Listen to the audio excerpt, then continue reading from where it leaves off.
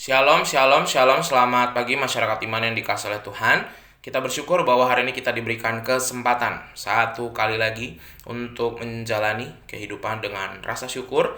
Dan Tuhan telah hadir pada hari ini lewat firman-Nya, dan biarlah firman-Nya menopang dan menguatkan kita pada pagi hari ini sebelum kita mengawali segala sesuatu dan mengawali hal-hal baik dalam hidup kita. Mari bersama-sama kita awali dengan pujian NKB 69. NKB 69 bait pertama dan yang kedua kita pujikan tanpa intro. NKB 69, Yesus telah datang ke dunia cemar. Yesus telah datang ke dunia cemar. Bait pertama dan kedua tanpa intro.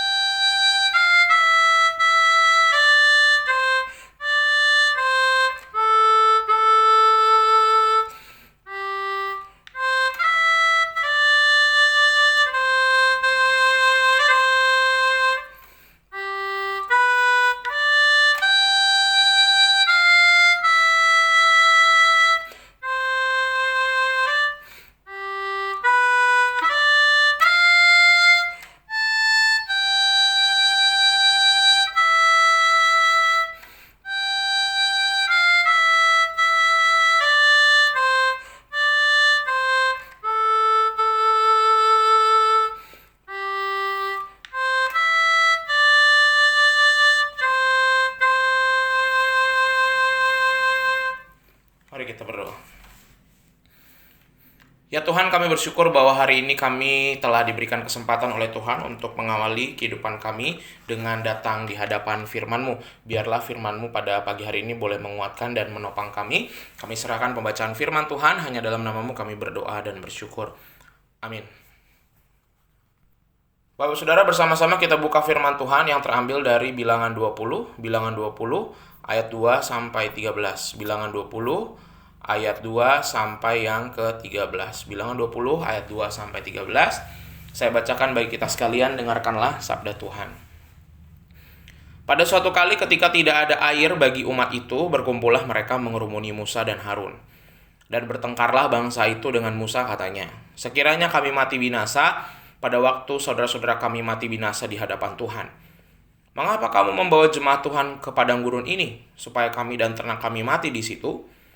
Mengapa kamu memimpin kami keluar dari Mesir untuk membawa kami ke tempat celaka ini, yang bukan tempat menabur, tanpa pohon ara, anggur, dan delima, bahkan air minum pun tidak ada?"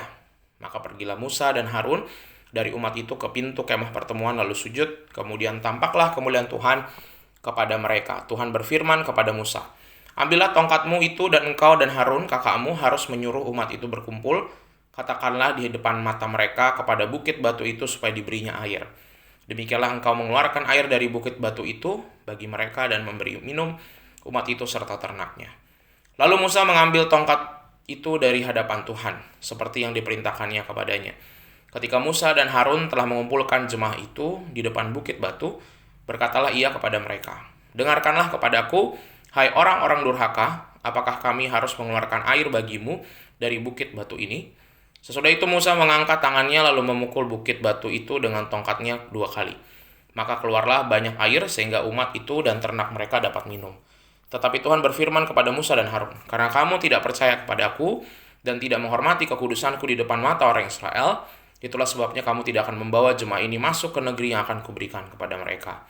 Itulah mata air Meriba, tempat orang Israel bertengkar dengan Tuhan, dan ia menunjukkan kekudusannya di antara mereka.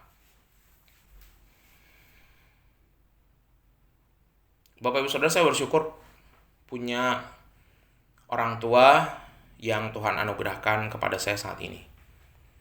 Orang tua saya itu selalu mengajarkan bahwa seseorang itu pasti nggak akan sempurna sekali. Sehebat-hebatnya orang akan ada kekurangan.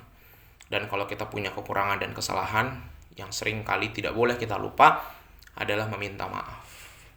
Seni meminta maaf. Bahkan orang tua kami pun kalau mereka salah, mereka minta maaf pada kami. Jadi kami pun terbiasa juga untuk minta maaf kepada orang tua, kepada orang-orang di sekitar.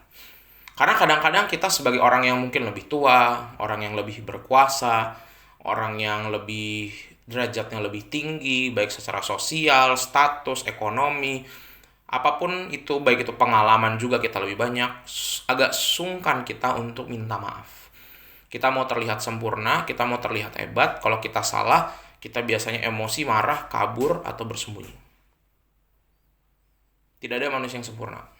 Nah, ini juga yang ada dalam bacaan kita di Bilangan 20. Bilangan 20 ini bicara soal salah satu dosa kelemahannya Musa dan Harun adalah mereka ketika di kejadian Masa dan Meriba. Di Masa dan Meriba ini mereka kekurangan air, umat teriak-teriak, marah-marah, sungut-sungut.